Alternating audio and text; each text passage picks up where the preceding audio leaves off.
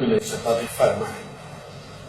35 miles to birthplace, and then you said 35 miles for his meditation place. Certainly, if it can be covered in one day, I go from Manly and cover those things and come back. Manly because the center has come up there, Bamos Yadow's place, center has come. So wherever a new center comes, it becomes my duty to stay there and generate vibration. Of course, the program is too hectic. I understand, but...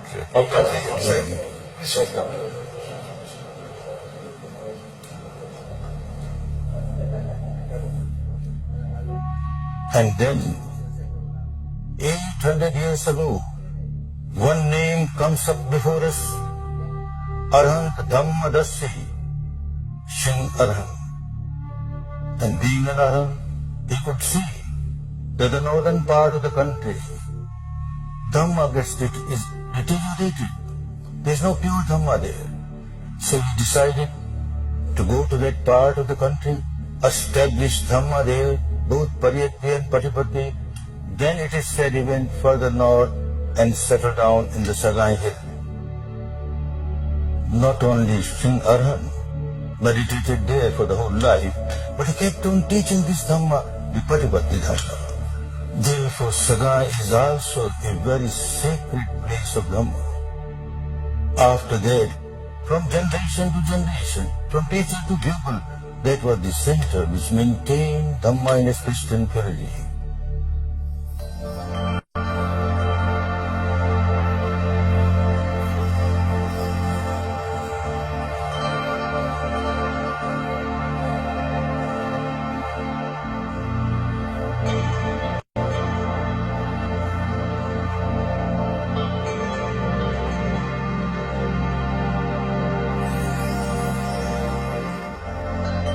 The centenary seminar in Yangon was concluded, and the Dhamma tour had set out on its way up north.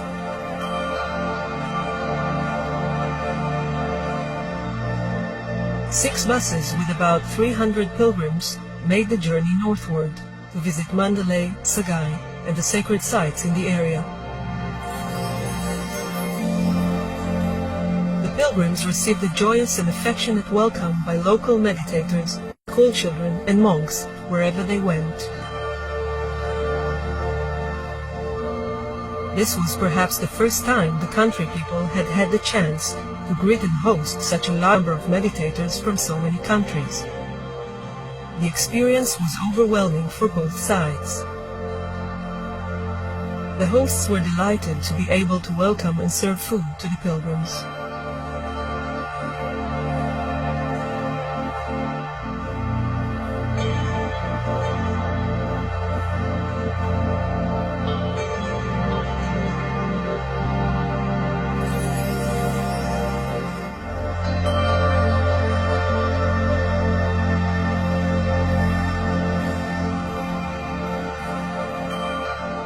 The tour had reached Mandalay, the old capital of the country, where Goenkaji paid a visit to the local Vipassana center.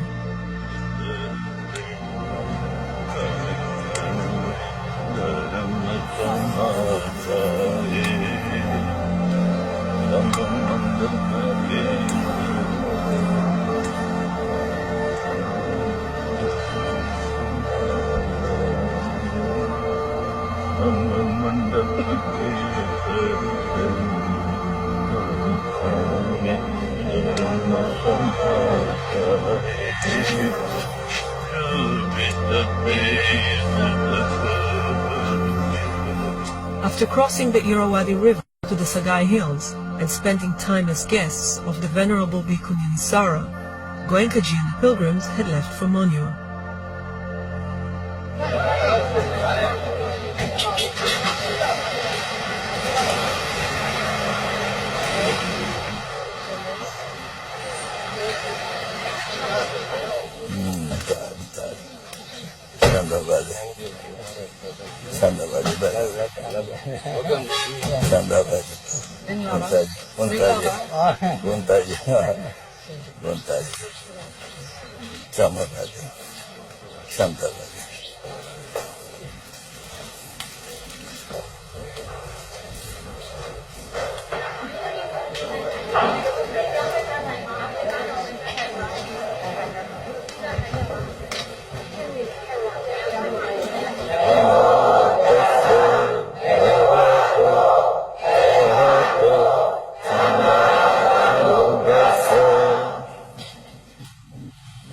Dhamma brothers and sisters of this sacred city of Moyua, this place became all the more sacred when about 170 years ago a wonderful personality took birth here. That was my great-grand Dhamma father, Venerable Ledi Sayadaw.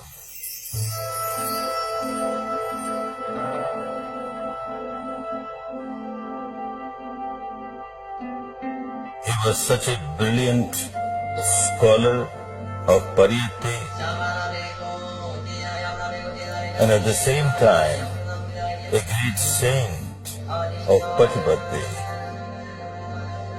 His writings have been giving great inspiration for generations to the people who are interested in Buddha's teaching. Not far from Monywa, the pilgrims crossed the Chingwan River in a fleet of boats. At the other bank, on the top of a hill, was one of the tour's most important sites, the meditation cave of Venerable Ledi Sayadaw. Every evening, after fulfilling his duties of teaching Pali to the bhikkhus at Monywa, the Sayadaw would cross the river and spend the night meditating in his cave.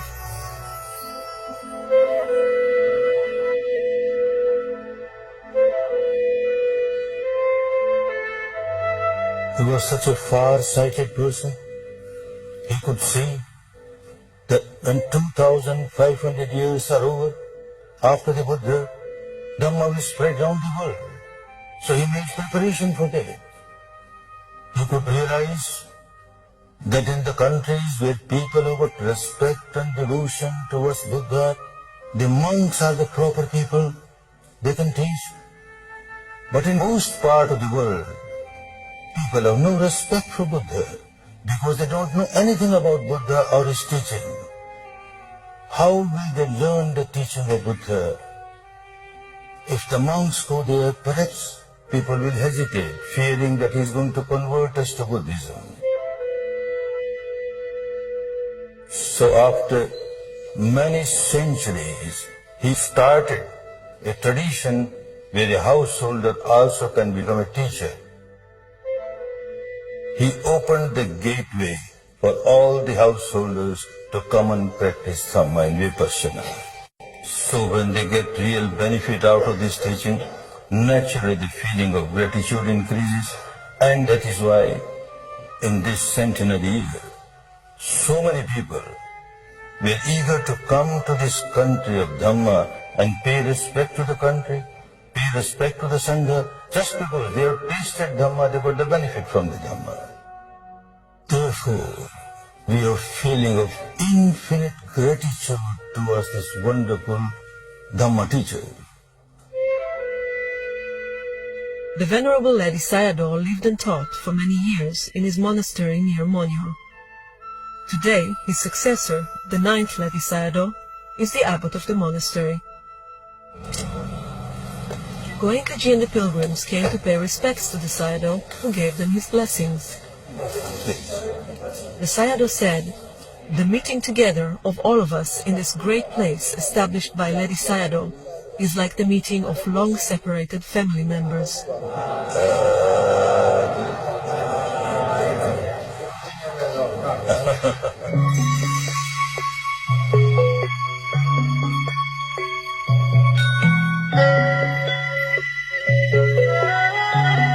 Covering hundreds of miles, Goenkaji and the pilgrims were trying to make best use of the limited time available. They stopped at famous pagodas, such as the stupa on the balancing rock at Chetyo, and places of meditation where past teachers of Vipassana practiced the technique of liberation. In each place, Goenkaji met and paid respect to the local Sangha.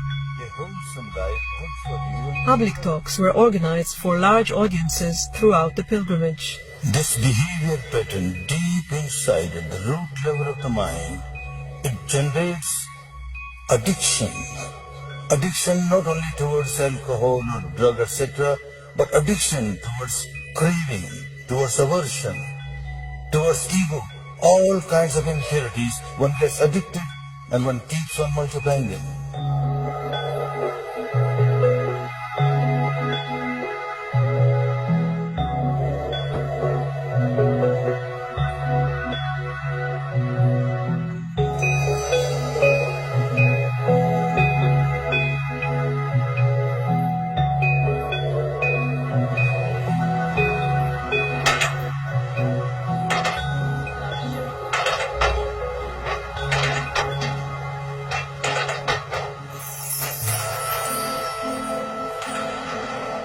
Misery is universal.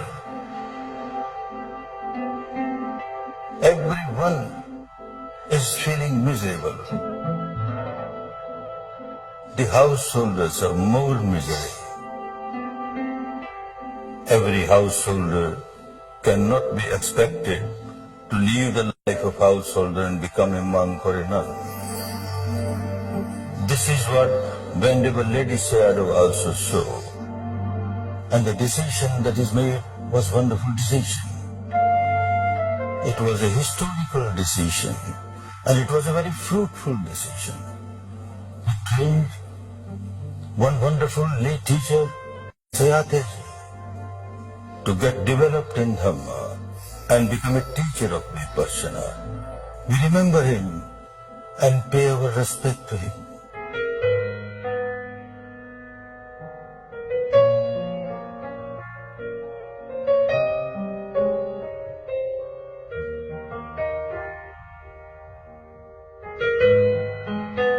Sayataji was a farmer living in a small village near Yangon. As a young family man, he had experienced profound personal tragedies, which led him to undertake a spiritual quest to find a way out of his suffering. After years of travel seeking a meditation teacher, Sayataji came in contact with the saintly monk Sayadaw. He spent several years as a disciple of his beloved teacher, who encouraged him to start teaching Vipassana. Sayataji returned to his village, Pyopweji, and started a meditation center behind the family farm. The place is still there today, and Goenkaji and the pilgrims have come to pay respects and meditate there.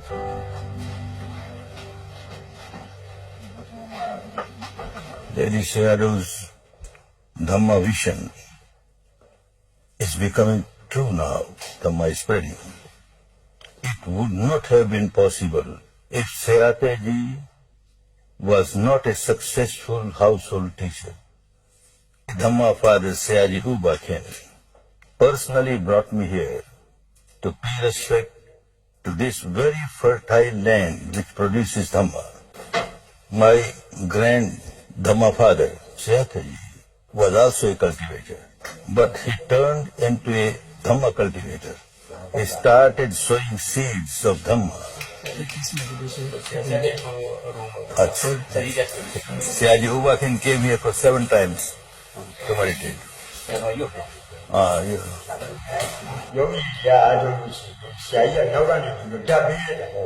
In those days, meditation was done here. Sayaji U Ba Khin will also come here, other students will come here, and Sayataji will sit there. From there he will give me give strength to the meditators. Although in the attire of a family man, a lay person, inside he lived the life of a monk. So very much pure was his life that people will keep on getting inspiration by his life. Therefore, we express our feeling of infinite gratitude towards Sayataji. This is the sacred land where Sayaji U Ba Khin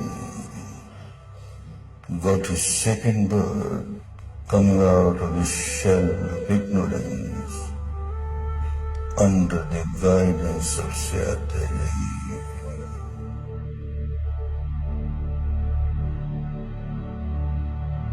In 1937, U Ba Khin crossed the Yangon River on the way to Sayataji's village to take his first meditation course. From there onwards, there was no looking back.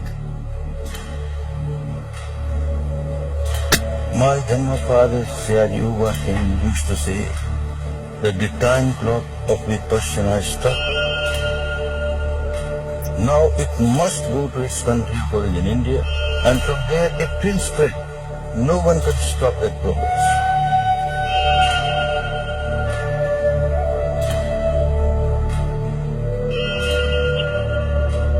Uba Khin combined his profound dedication to Dhamma with his devotion to government service throughout his life.